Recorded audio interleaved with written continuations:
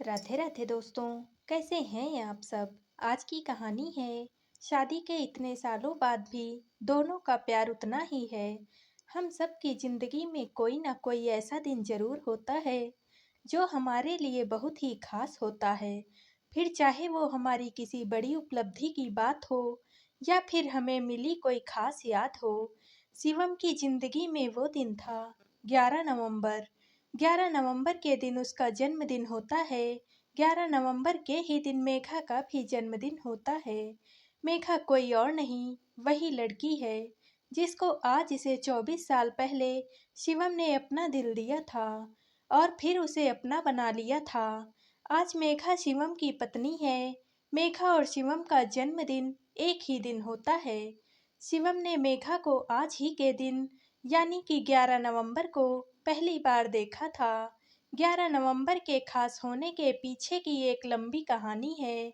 आज से 45 साल पहले 11 नवंबर 1974 की रात 1:30 बजे लखनऊ में मिस्टर सिंह के घर एक लड़के का जन्म हुआ था। उन्होंने इसका नाम शिवम रखा। वहीं लखनऊ से सैकड़ों किलोमीटर दूर मध्य प्रदेश के अंबिकापुर शहर में 11 नवंबर 1974 की शाम 5 बजे मिस्टर शुक्ला के घर एक बेटी पैदा हुई थी। उस समय अंबिकापुर मध्य प्रदेश का ही भाग हुआ करता था। शुक्ला परिवार ने इसका नाम मेघा रखा।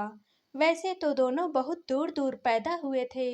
दोनों परिवारों के बीच जान पहचान तो छोड़ो, मिस्टर सिंह ने अंबिकापुर में रहने वाले किसी शुक्ला परिवार के बारे में सुना तक नहीं था। शुक्ला परिवार तो क्या, मिस्टर सिंह ने अंबिकापुर के बारे में ही सिर्फ समाचार में सुना था। लेकिन उनकी भी किस्मत बेटे के जन्म के साथ ही लिखी जा चुकी थी। बच्चे सिर्फ अपनी तकदीर ही नहीं, अपने माँ बाप की तकदीर लेकर भी पैदा होते हैं। और मेघा और शिवम अपने माँ बाप की तकदीर के उन हिस्सों को लेकर पैदा हुए थे जो उनके माँ बाप की हथेलियों में बनी हुई लकीरों में कहीं धुंधली पड़ चुकी थी। दोनों के पैदा होने के साथ ही वो धुंधली लकीरें गहराने लगी थी। उनमें लिखी किस्मत चमकने को थी। खैर, अभी इनके मिलने से कई सवालों का समय बाकी था। शिवम और मेघा ने लगभग एक ही समय पर चलना शुरू किया था। लगभग एक ही समय पर बोलना। दोनों को 3 पहिए वाली साइकिल भी लगभग एक ही समय पर मिली थी। दोनों ने एक ही समय पर स्कूल जाना भी शुरू किया था। दोनों साथ साथ बढ़ रहे थे ताकि मिल सकें।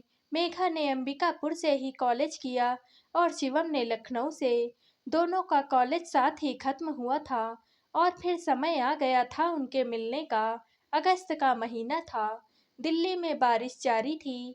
लखनऊ से दिल्ली जाने वाली ट्रेन अपने निर्धारित समय से कुछ देरी से दिल्ली स्टेशन पर पहुंची थी।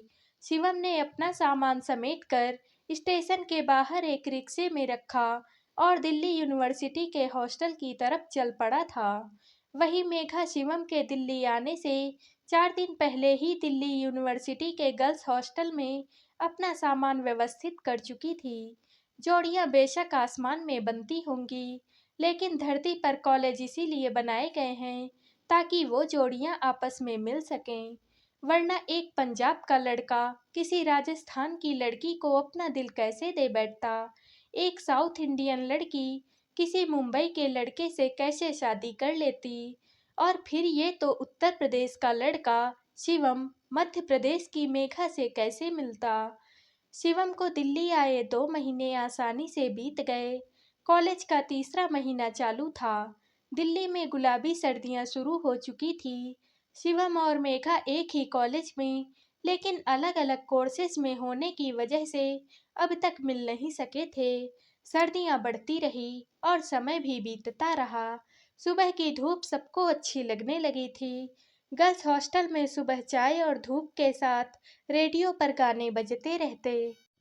वहीं बॉयज हॉस्टल में लड़के धूप में नहाने लगे थे। ऐसे करते करते अक्टूबर कब बीत गया किसी को पता ही नहीं चला। नवंबर का महीना था। दिल्ली हड्डियों को जमा देने वाली ठंड के साथ इश्क में थी। 10 नवंबर की रात बॉयज हॉस्टल में खबर फैल गई कि अगले ही दिन शिवम का जन्मदिन है। देर रात बधाई देने के साथ ही सबने शिवम को अगले दिन कैंटीन में पार्टी के लिए तैयार कर लिया था। अगली सुबह जहां शिवम के दिन की शुरुआत दोस्तों के साथ धूप में नहाने से हुई थी, वहीं मेघा ने अपना दिन मंदिर जाकर शुरू किया था। दोपहर में मेघा ने भी सहेलियों को कैंटीन में पार्टी दी। शिवम और मेघा कुछ ही दूरी पर अलग-अलग टेबल्स पर बैठे हुए थे। शिवम ने दोस्तों के लिए केक के साथ नाश्ते और ड्रिंक्स का भी ऑर्डर किया था। मेघा ने भी अपनी सहेलियों के लिए कई चीजें मंगवाई थी। कुछ ही देर में वेटर आया था। उसने शिवम के नाम वाला केक उसके सामने रखा ही था कि उसके एक दोस्त ने वेटर के हाथ में दूसरे केक को देखकर सवाल किया कि यह दूसरा केक किसके लिए है। तो वेटर ने बताया कि लड़कियों के टेबल से भी केक का ऑर्डर है और किसी लड़की का जन्मदिन है। ये बात सुनकर शिवम को अचरज सा हुआ था। मतलब कोई लड़की है जो आज के ही दिन पैदा हुई थी।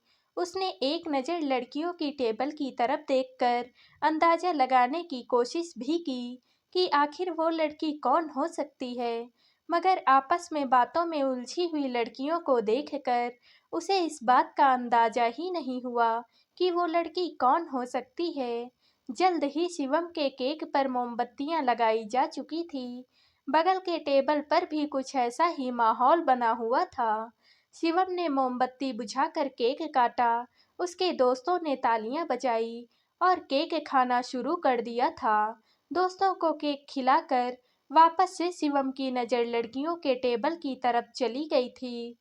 नीले रंग के नए सलवार कमीज और बालों को इकट्ठा कर बनाई गई एक हाई पोनी टेल वाली लड़की शिवम की तरफ ही देख रही थी।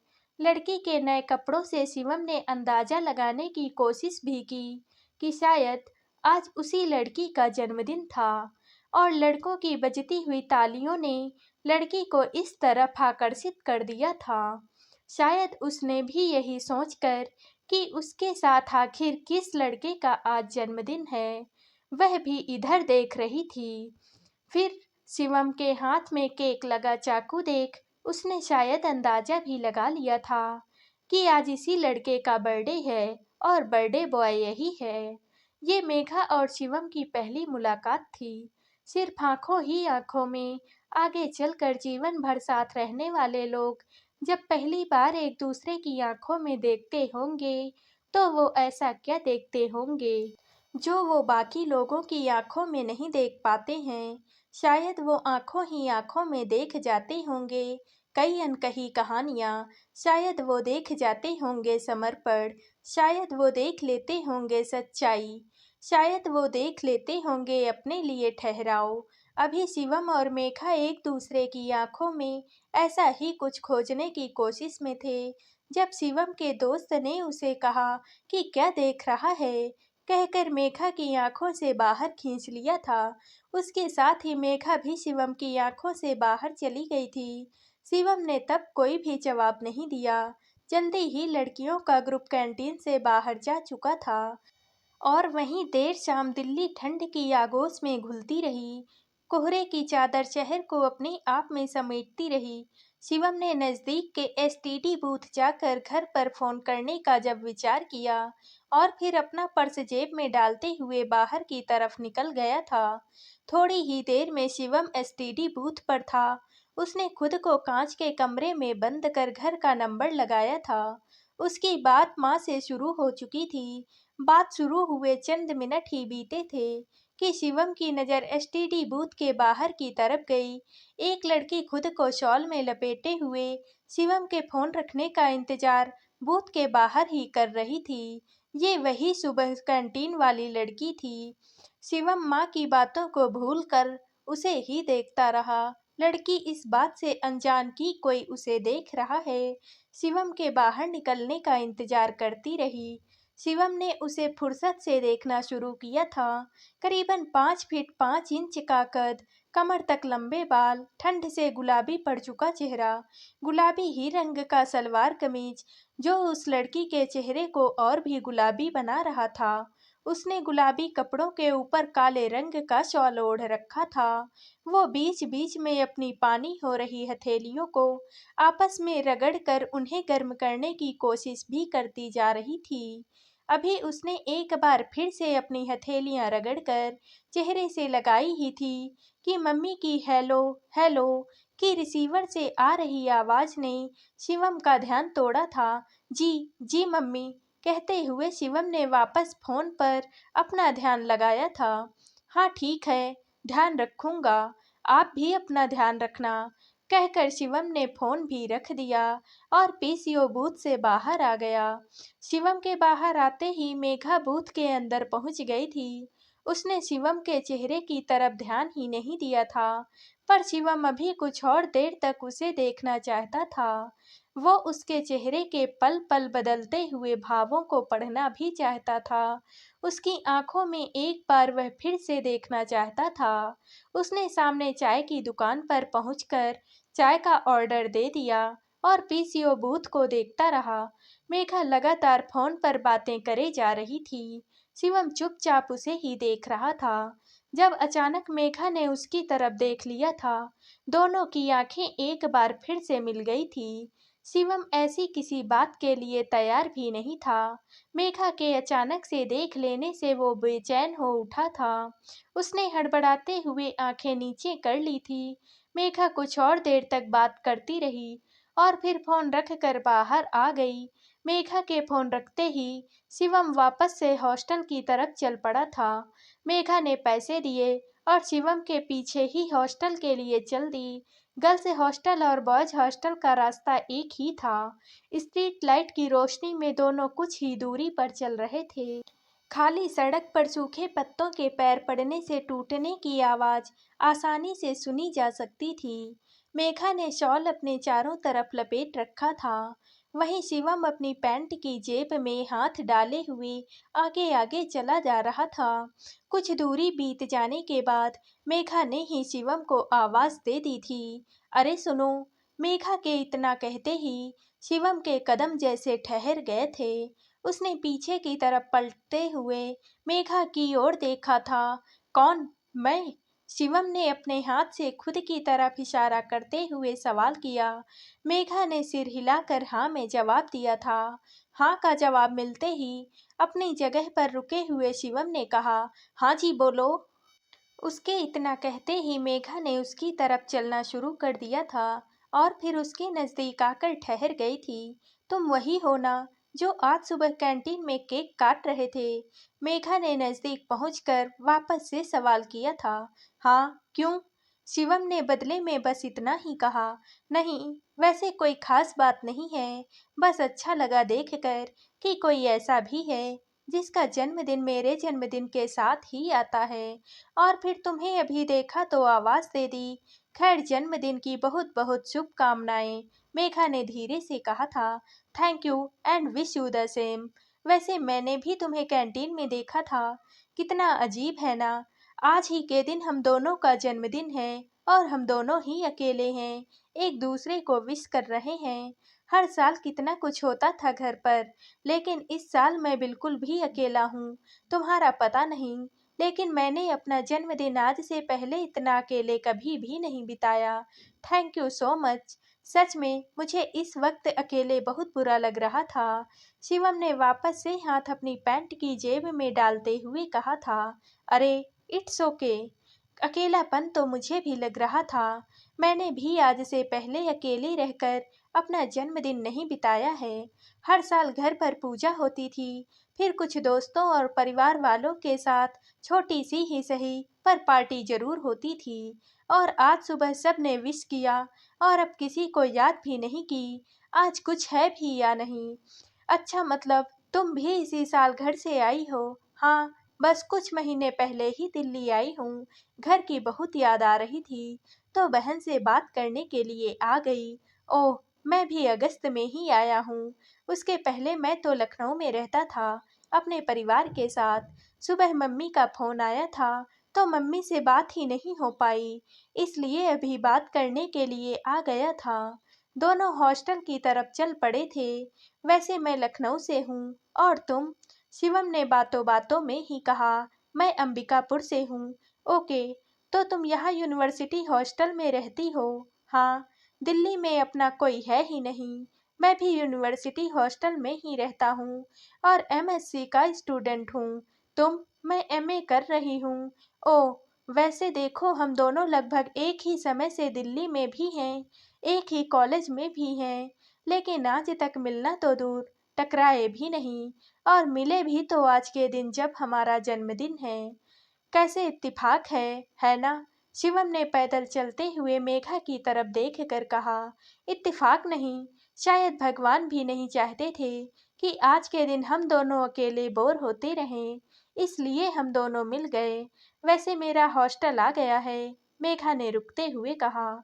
शिवम ने भी देखा कि गर्ल्स हॉस्टल आ चुका था। अरे, बातों बातों में पता ही नहीं चला कि कब हॉस्टल आ गया। खैर कुछ पल ही सही, लेकिन बहुत अच्छा लगा तुमसे मिलकर। शिवम ने चलने के इरादे से कहा। मुझे भी। चलो, bye and happy birthday once again. Thank you and thank you too happy birthday. कहते हुए मेघा हॉस्टल की तरफ चल पड़ी थी। फिर उसने रुकते हुए कहा, अरे, तुमने तो अपना नाम बताया ही नहीं। सॉरी, वैसे मेरा नाम शिवम सिंह है। शिवम ने कुछ दूर खड़े ऊंची आवाज में बताया। Nice to meet you Shivam. My name is Megha Sharma and good night. Megha ने भी उसी ऊंची आवाज में कहा और मुस्कुराते हुए गर्ल्स हॉस्टल की तरफ चल पड़ी थी। एक ही कॉलेज में होने की वजह से दोनों कभी न कभी टकरा ही जाते, कभी कॉरिडोर में, तो कभी कैंटीन में, तो कभी मार्केट में। हर मुलाकात पर थोड़ी हाय हेलो हो ही जाती। आज के जमाने की तरह तब रोज रोज मिल पाना, मिलते ही नंबर एक्सचेंज कर लेना संभव नहीं था। छोटी सी मुलाकात के लिए कई दिन तक इंतजार करना होता था। छोटी सी बात कहने के लिए कई महीनों तक भटकना भी पड़ता था। मेघा और शिवम की हर मुलाकात पर कुछ बातें होती और बहुत सारी बातें अधूरी भी रह जाती थी। वक्त बीतता रहा, सर्दियां भी बीतती रही, फरवरी का महीना लग चुका था, गुलाबी ठंड जा चुकी थी, दिन बड़े और रातें छोटी होने लगी थी। शिवम जब भी गर्ल्स हॉस्टल के सामने से गुजरता, न चाहते हुए भी एक नज़र मेघा को खोजते अंदर की तरफ चली ही जाती। बॉयज हॉस्टल से गर्ल्स हॉस्टल की खिलाड़ियों को देखकर वो अंदाजा लगाने की कोशिश भी करता कि आखिर किस खिड़की में मेघा रहती होगी। मार्च का महीना भी लग गया था। दिल्ली और दिल दोनों तपने लगे थे। शाम करीबन 7 बजे शिवम एक बार फिर से घर पर बात करने के इरादे से पीसीओ बूथ पर पहुंचा था। उसने बात खत्म की ही थी कि सामने से मेघा आती हुई नजर आ गई थी। मेघा ने उसे एक मुस्कान दी और बूथ के अंदर चली गई थी। शिवम बाहर मेघा का इंतजार करने लगा। मेघा जल्द ही बाहर आई थी। बाहर आते ही दोनों बिना कुछ कहे वापस जाने को साथ साथ चल पड़े थे। इस बार बात शिवम ने ही शुरू कर दी थी। तो कैसा चल रहा है सब? सब ठीक ही है। अगले हफ्ते होली की छुट्टियां हैं, तो घर जाने वाली हूँ। अरे हाँ, अगले हफ्ते तो होली है। मुझे तो ये भी याद नहीं था। क्यों, तुम घर नहीं जा रहे हो? जाऊंगा, बस तारीख याद नहीं थी। अच्छा हुआ जो तुमने तारीख मुझे याद दिला दिया। शिवम के इतना कहते ही एक लंबी सी खामोशी फैल गई थी। एक बार फिर से दोनों स्ट्रीट लाइट की पीली रोशनी में साथ साथ चल रहे थे। पत्तों के टूटने की आवाजें फिर से आ रही थी। बात दोनों ही करना चाहते थे, लेकिन क्या दोनों को ही समझ में नहीं आ रहा था। कुछ देर की खामोशी के बाद मेघा का हॉस्टल भी आ गया था। उसने शिवम को बाय कहा और अंदर जाने को चल पड़ी थी। शिवम भी बाय बोलकर वापस जाने को मुड़ गया था। फिर अचानक से वापस घूमते हुए शिवम ने मेघा को आवाज दे दी थी। मेघा। हाँ। इतना सुनते ही मेघा तेजी से पलटी थी, जैसे उसे इस बुलावे का इंतजार था। दोपहर 2 से 3 तुम्हारा लेक्चर रहता है क्या? शिवम ने नजदीक आकर कहा। नहीं, क्यों? वो मैं सोच रहा था कि अगर तुम बुरा ना मानो और खाली हो तो कल कॉफी पीने चलें। ओके। मेघा ने कुछ देर तक सोचने के बाद ही जवाब दिया था। मेघा की हाँ होते ही शिवम के चेहरे पर मुस्कुराहट तैर गई थी। वो जोर से उछलना चाहता था। ठीक है, फिर कल 2 बजे मिलते हैं कैंटीन में। शिवम ने अपना उत्साह दबाते हुए कहा। ठीक है, कहकर मेघा वापस जाने को मुड़ गई थी। उसके मुड़ते ही वही उत्साह वाली खुशी मेघा के चेहरे पर भी देखी जा सकती थी। उसकी मुस्कान ऐसी थी जैसे वो कह रही हो कि शिवम, पूरे पागल हो तुम। कॉलेज कैंटीन में होने वाली मुलाकातें जल्द ही बाहर कैफे तक जा पहुंची थी। समय बीतता रहा और दोनों नजदीक आते रहे। गर्मियां बीत गई, बारिश आ गई, तो शिवम व मेघा और भी घुल मिल गए थे। वापस से सर्दियों के आते ही दोनों प्यार में थे। 2 साल कैसे बीत गए पता ही नहीं चला। अगली गर्मियों तक दोनों ने साथ साथ रहने और साथ में जीवन बिताने का निर्णय कर लिया था। दिल्ली ने कई सारे मौसम देखे और उनमें से एक मौसम मेघा और शिवम के प्यार का भी था। दोनों की शादी भी हो गई। दोनों ही वृश्चिक राशि के थे। दोनों एक ही स्वभाव के थे। दोनों ही उम्र भर एक दूसरे के साथ इश्क में रहे। समय कैसे बीता दोनों को पता ही न चला। शादी को 22 साल बीत गए। 22 साल में दोनों ने खूब तरक्की की। 2 बच्चों के माँ बाप बन गए। बच्चे बड़े होकर बाहर रहने लगे। दोनों के बीच प्यार तो रहा, पर उसको प्रदर्शित करने का तरीका अब दोनों ही भूल चुके थे। 11 नवंबर 2019 की दिवाली भी बीत गई थी। आज सुबह से शिवम कुछ खोजने में व्यस्त था, जब अचानक से मेघा आई। उसके हाथ में पूजा की थाली थी। उसने शिवम को टीका लगाया और जन्मदिन की शुभकामनाएं भी दी। बोलकर उसके चेहरे को ताकती रही थी। हैप्पी बर्थडे मेघा, कहकर शिवम ने प्यार से मेघा के चेहरे पर हाथ फेरा था। लाइए मेरा तोहफा, कहते हुए मेघा ने अपना हाथ आगे कर लिया था। बताओ क्या चाहिए? शिवम ने उसकी तरफ देखते हुए जवाब दिया था। कुछ नहीं, मैं तो बस ऐसे ही मजाक कर रही थी, कहकर मेघा वापस जाने को पलट गई थी। आज नई नई शर्ट पैंट निकाल दी है, वही पहनिएगा। जाते जाते उसने शिवम से कहा था।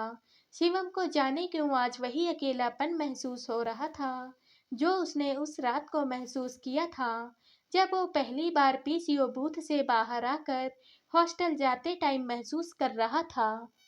वही रात, जिस रात वो पहली बार मेघा से मिला था। करीबन 24 साल बीत चुके हैं उस रात को, और सब कुछ वैसा ही हो चुका है। रिश्तों के नाम पर उसके पास अब सब कुछ है, लेकिन आज अपने खास दिन पर वो अकेला ही है, एकदम अकेला। मेघा के पास हर चीज है, लेकिन वो भी अपने जन्मदिन पर आज उतनी ही अकेली है जितनी वो उस रात को थी। शिवम ने कुछ ना कहा और चुपचाप अपने ऑफिस के लिए निकल गया। शाम वापस आते ही उसने मेघा को डिनर के लिए बाहर लेकर गया।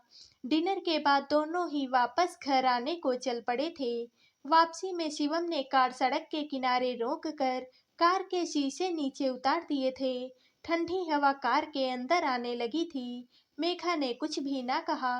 वो समझ गई थी कि शिवम कुछ परेशान है। शिवम परेशान होने पर ऐसे अक्सर अजीब सी हरकतें किया करता था। आइसक्रीम खाओगी? शिवम ने कार का इंजन बंद करते हुए पूछा। सर्दियों में आइसक्रीम खाना मेघा को बहुत ही पसंद था। उसने तुरंत से ही हाँ कर दी। शिवम जाकर दोनों के लिए नजदीक के एक ठेले से आइसक्रीम ले आया था।